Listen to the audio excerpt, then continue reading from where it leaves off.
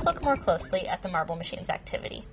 When designing and revising tinkering activities, we often consider three different aspects. The design of the activity itself, which includes the tools and materials we offer, as well as the inspiring starting point suggestion, the facilitation of the activity, and how we support learners, and lastly, the environment for exploration and how we set it up. Let's look at marble machines through these three categories. The design of marble machines is actually pretty straightforward. We're really concentrating on designing with tinkerability in mind.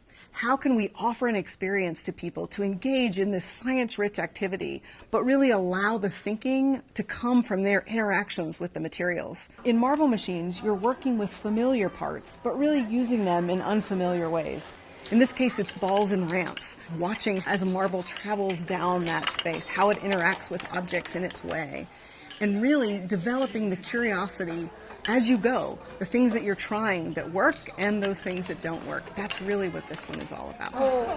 When we do marble machines as a workshop or in a classroom setting, we generally ask for people to work together in pairs. This allows us to hear them communicating ideas, their intentions about what they're doing, and then allows us to interject if we need to in terms of facilitation. So the marble is going to go down this ramp through the pipe, bounce off of this if it goes too fast. This type of work allows the facilitator to engage in the investigation more naturally, but it also encourages them to talk to each other about what they're seeing and have an extra set of eyes looking for those things that aren't quite working just right. Hey, what if you just do this? So you've got people thinking with their hands, trying these things out, getting feedback from the materials, and getting feedback from each other.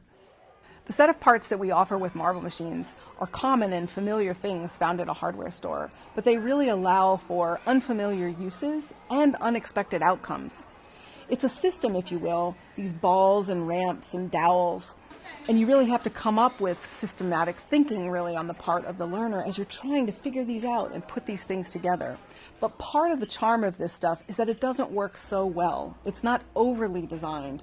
Problems or unexpected outcomes are just a natural part of the process. That's actually what lures you in to do more tinkering, to work with it and figure it out, pose the next problem or challenge, and just to keep building. Because it can, go down with it. With marble machines, we're really trying to have the design be intentionally very open. Not so open that you don't know where to get started or dive in, but open enough that it allows for lots of possibilities to emerge and the intentionality to come from the learner, keeping the structure open enough to allow for many, many pathways in, and that varied outcome in terms of all the results you see, because every person who constructs one, that machine is unique to them. That's what's exciting about it as a facilitator, and that's also what's engaging on the part of the learner. Facilitation for marble machines includes everything that we do and say to support a learner's own path. We usually begin the marble machines activity with a simple prompt. We ask everyone to build a marble machine that allows the ball to travel slowly. You're building a path for the marble to travel down the board slowly, but how the marble does that is up to you. This allows people to just slow down a little bit, just enough to start noticing some of the unusual things that the marble does along the way. Goes down the track, bounces off. Uh-oh, it went flying. Should we try again? Marble machines is not always easy. There are a lot of unexpected things that happen when you're building.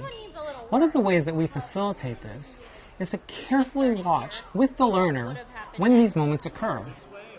It's not always easy to see right away why the ball left the track or what happened right before it ricocheted off another object.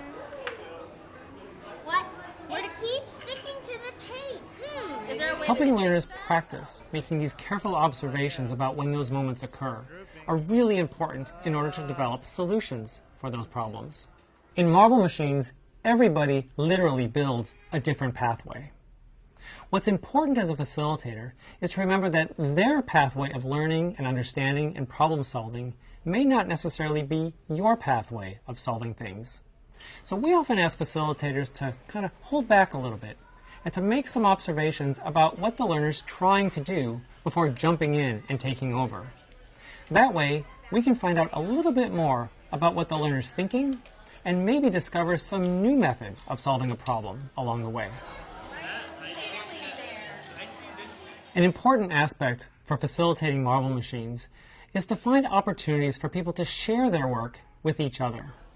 We might do this right in the middle of the project, or we might do this at the end, where we ask people to show everybody else what they've built and what went into building them. We might ask questions like, what are you most proud of? Or, what was the most difficult part?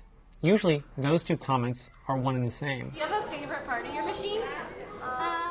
And it's also good just to share the variety of ideas that emerge as a group of people build marble machines, so that we can get a better appreciation of the creative reuse of these materials, and everybody walks away with a larger idea about what they might build the next time they try it.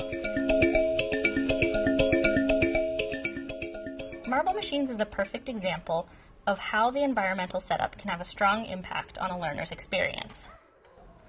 The boards are portable and can be moved around the space so that if learners decide they want to collaborate, they can bring their boards together. We often start with them in a circle, but that may shift over the course of an experience. We set up the tools and materials for building in a centralized area in the space so that as learners are building, they're not only walking back and forth from their boards to the materials, but also walking past other people's boards to draw ideas and inspiration from what others are building as well. Over the years, we've developed a variety of pegboard designs. For small group classes and workshops, we use smaller boards that can be moved around in a variety of spaces. For larger events like festivals or on the museum floor, we designed a larger marble machines fort because lots of people will be coming through and tinkering. With these different size designs, they allow for collaboration in different ways. We're constantly discovering new ways that the environmental setup can support learners in building their marble machines. And as you try the activity, we're sure that you'll discover new things as well, and we'd love to hear about them.